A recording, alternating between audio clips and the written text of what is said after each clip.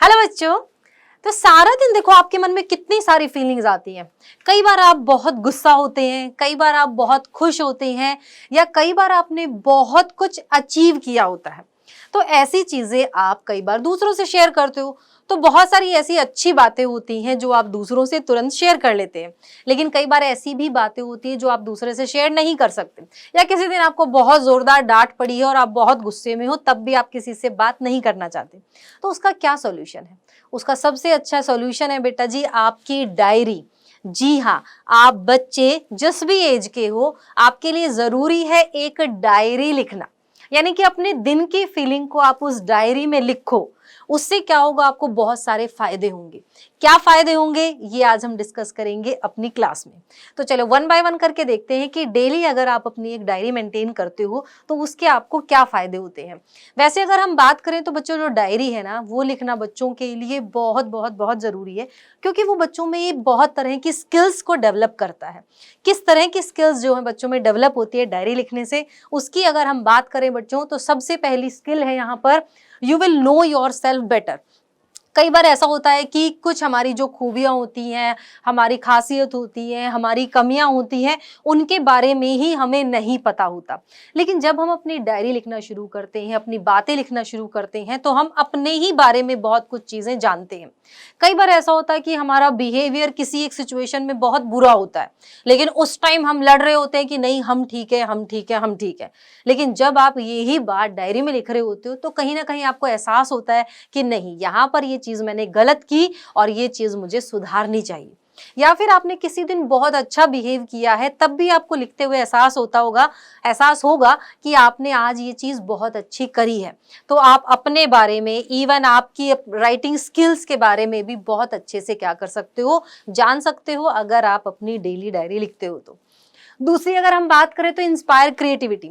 जब शुरू में आप अपनी डायरी लिखना शुरू करोगे ना, तो हो सकता है आप बहुत ही सिंपल वे में जो है अपनी लैंग्वेज को यूज करें, लेकिन जैसे जैसे आप अपनी डायरी को और आगे लिखते जाएंगे, जैसे जैसे दिन गुजरते जाएंगे, वैसे वैसे ही आपकी क्रिएटिविटी इंप्रूव होती जाएगी।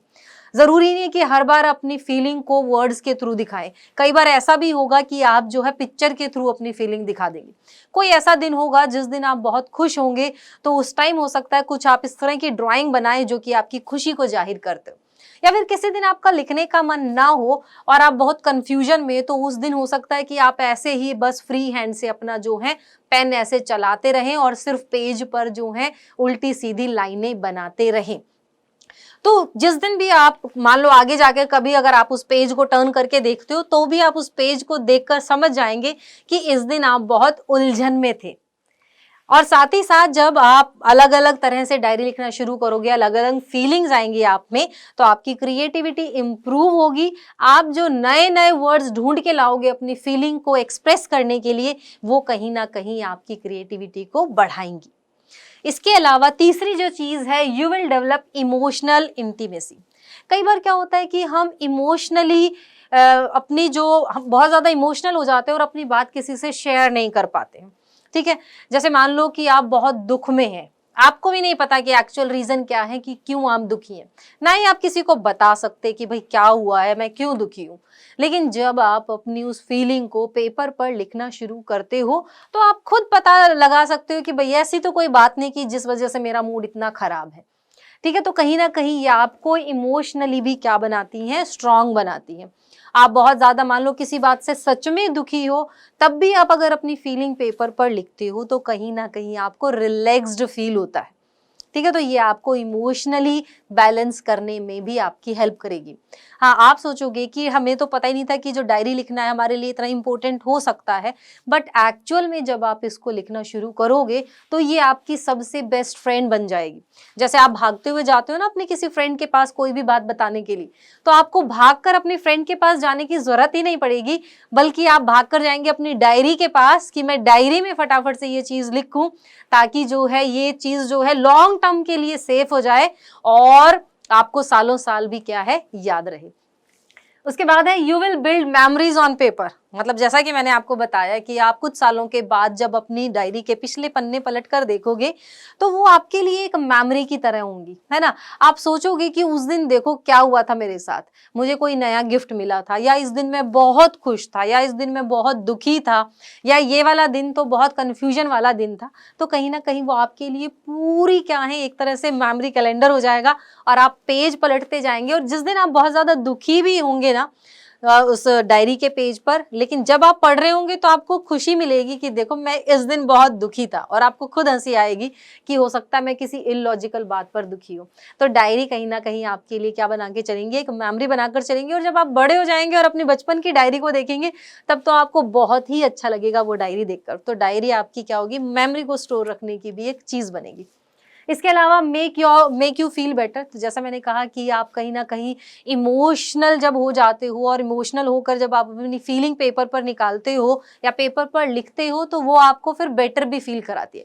कि आप बहुत ज्यादा गुस्से में हो, आप बहुत गुस्सा आ रहा, तो बजाय किसी के लड़ने के अगर आप पेपर पर अपनी फीलिंग को लिख दें तो आपको रिलैक्स्ड फील होगा। आप दुखी हैं, दुखी होने पर भी अगर आप अपने पेपर पर अपने जो सैडनेस का रीजन है वो लिखते हो तो कहीं ना कहीं आप फिर रिलैक्स्ड फील करते हो।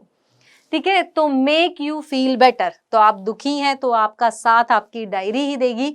तो आज ही से ये कोशिश करो कि अपनी एक डायरी बनाओ और उसमें अपनी डेली की फीलिंग लिखो, जो कि आपकी राइटिंग स्किल्स को भी इम्प्रूव करेगी, क्योंकि कहीं ना कहीं लिखने के लिए आपको वर्ड्स की जरूरत पड़ेगी।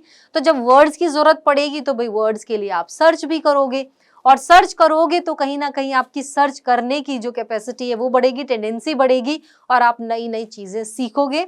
और एक सबसे अच्छी बात, भाई जो डायरी है वो आपकी राइटिंग भी तो इम्प्रूव करेगी।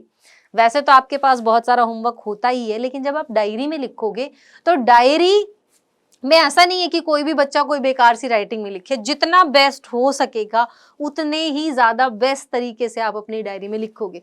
तो डायरी आपकी हेल्प करेगी आपकी राइटिंग को इम्प्रूव करने में भी, क्योंकि वैसे भी स्कूल का होमवर्क बहुत सारे बच्चे बहुत मन से तो करते नहीं है, बहुत दुखी होकर करते हैं। तो जब प्यारी प्यारी सी अपनी डायरी में लिखोगे तो कहीं ना कहीं आपकी जो क्रिएटिविटी है वो भी इम्प्रूव होगी, राइटिंग है वो भी इम्प्रूव होगी, और आप इमोशनली भी क्या बनेंगे, स्ट्रांग बनेंगे।